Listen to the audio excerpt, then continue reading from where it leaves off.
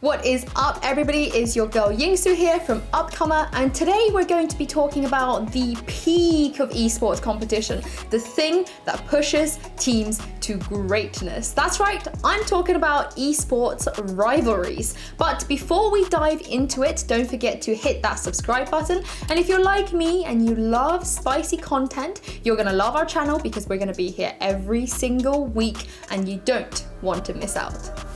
Right, coming in at number 5, G2 versus Fnatic. Fnatic were dominating the European League of Legends scene long before G2 even existed, and their founder Ocelot experienced firsthand as a player just how good Fnatic were. You can see there's coming in there, Peke is desperately on towards the Nexus. Kevin is going to be able to get towards him. He's trying to do it, but meanwhile they're in the base. Yellowstar's trying to defend them in the base. Peke is trying to take the Nexus down. Is anyone going to be able to deal with this one? Catches him with another axe. He's very low on the They're pushing on the Nexus. But 8 years on from that infamous Expeke backdoor, Ocelot's G2 is thriving. They currently have 8 championship titles, the most in the LEC, and just 1 ahead of Fnatic. 3 of those were won by beating Fnatic at the playoffs finals. If I was Carlos, I wouldn't bring my lunch money here tomorrow because he barely gets to get into the arena before I've taken it away from him. Don't bring your lunch money, Carlos.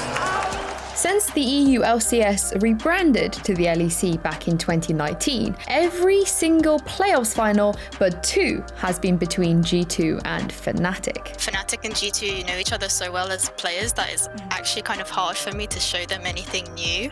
I'm sure all the players agree that they know each other the best and they're their own experts in that sense. Of course, when Fnatic star players started jumping ship to G2's side, it made things even more interesting. Not to mention, the fans live for the G2 and Fnatic matchup. Their summer 2020 playoffs game peaked at a record-breaking 900,000 concurrent viewers, and it's not too difficult to see why. Number 4, the E-Clasico. OpTic versus MV is a Call of Duty rivalry that's been brewing for more than 10 years. From notable players swapping between the two teams to just straight up drama and beef, this is a rivalry that has everything. It is your boy Scumpy. No more OpTic in front of that. I went to Team Envious with Proofy Merc and Goonjar as Rambo as the coach. I think it's going to be a really solid squad. I wouldn't have left for this squad if I didn't think that it was a championship team. While MV has the most ever Champs Grand Final appearances, OpTic has the greatest COD roster of all time. It's a little bit heavier than I thought, to be honest with you. It's unreal. I'm at a loss for words right now. Absolutely speechless. Funnily enough, before the induction of the Call of Duty League, both teams had to take down the other on their way to winning their only Champs title. MV knocked out OpTic at the 2016 Champs, while OpTic got their revenge a year later by beating them twice, once in the upper bracket and then followed by the Grand Finals. Welcome back to the Call of Duty World League CWL Championship. Well, I did CWL twice there, but we're ready because it's the second best of 5. OpTic Gaming, Team Envious. Nowadays, both teams have gone through a facelift, competing under Dallas Empire and OpTic Chicago in the CDL. And the good news is they are still very much rivals and things are more heated than ever. Slasher can't get Not gonna get there. They're not gonna get there. They rotated. Why did they rotate? Dallas Empire. They win 3-1. I don't know. Oh man. I don't know if they thought those 2 players. And number 3, it's arguably one of the most one-sided rivalries on this list, Astralis versus Team Liquid. Now, with 3 back-to-back wins out of their 4 major titles, Astralis are the greatest CSGO team of all time. And for nearly 2 years, Team Liquid became their biggest rival. Ladies and gentlemen, the second map about to begin. Liquid stunned Astralis on train. No one saw it coming. But can they bounce back on Liquid's pick of Mirage? It's equal playing field, and we'll get into it. Let me hear you! In an era where Astralis were pretty much winning everything, Liquid, who were the best out of the rest, became their natural challengers. Between 2018 and 2020, the two met in a total of 9 grand finals, but Astralis came out on top in 8 of them. Not only that, the Danish super team also demolished them in the semi-finals of the Faceit major.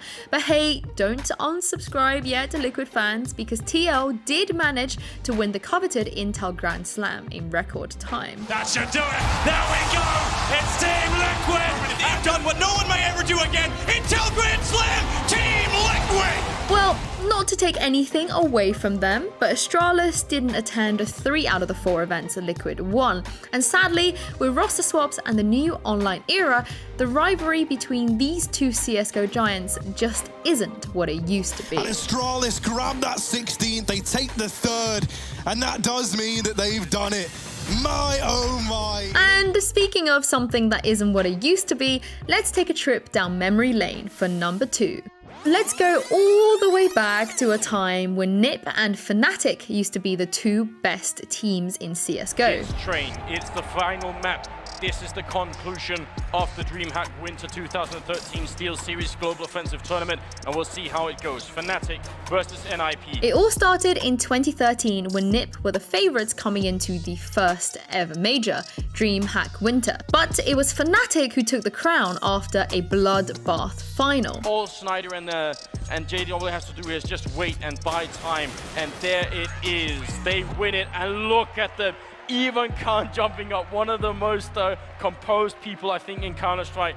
Complete celebration. What a victory, and how they deserve it. Amazingly, the two would go on to fight in 2 more major finals, ESL One Cologne 2014 and ESL One Katowice 2015. NiP got their revenge at Cologne, but Fnatic came out on top again at Katowice, securing their 2nd major title in the process. Oh, there it is. Now it's on Exist 1v2 here. Fnatic, they could be the 2nd or the 1st team to win a 2nd championship here in Global Offensive, and Olofmeister's playing it so safely. They know that they have it. Exist gets one, and he's back on it. He's got the kid, he's holding it down. I'm not sure there's enough time. Fnatic, they do it! These 2 teams faced each other countless times over the years and have delivered some of the most entertaining Counter-Strike matches of all time. While they are no longer dominating the scene the way they used to, their rivalry is one we will never forget. Nate fadeaway jump. Oh my! Broland gone. He's got 2 on the wall, not looking. And if he goes now, he's got a massive chance. First already, 2nd to Kwon is twist, but he shuts it down and turns with a deagle.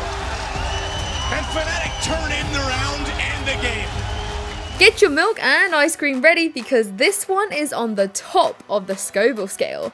Number 1 on our list has to be T1 versus KT Roster, otherwise known as the Telecom Wars, one of the longest standing rivalries in esports. It's over. Marin TP's in to help secure this victory as the Nexus goes down, and despite a strong start from KT in the early minutes of that game, SKT will take the early lead. These 2 teams were going at each other when they were competing in StarCraft, and it somehow became even more fierce once they transitioned to League of Legends. Listen, you don't have to know anything about the LCK to understand the rivalry between these 2 Korean royalties. Just look at what this meant to KT's depth when his roster took down SKT in a best of 3 for the first time ever back in 2018. So much trouble under the turret, but Deft gets rid of Bang. This could be the ace for KT. SKT are ace. The Nexus turrets are taken down, and KT create history in 2018. For the longest time, SKT was the team to beat.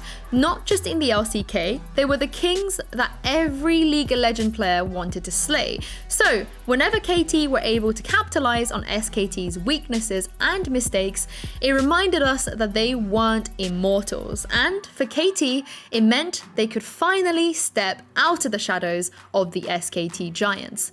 It doesn't get more hype than that. This might be SKT missing out on MSI for the first time in history. Yeah, KT Rolster, they've done it. It's the 3-1 victory in the Telecom War of the playoffs, and they're heading to round 2.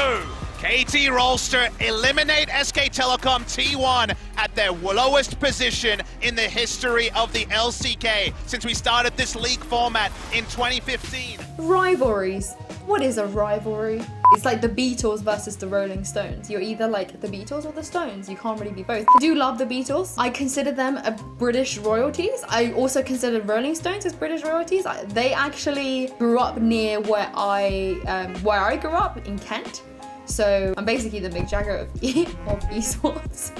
Feel free to quote me on that the next time you guys see me on in something else.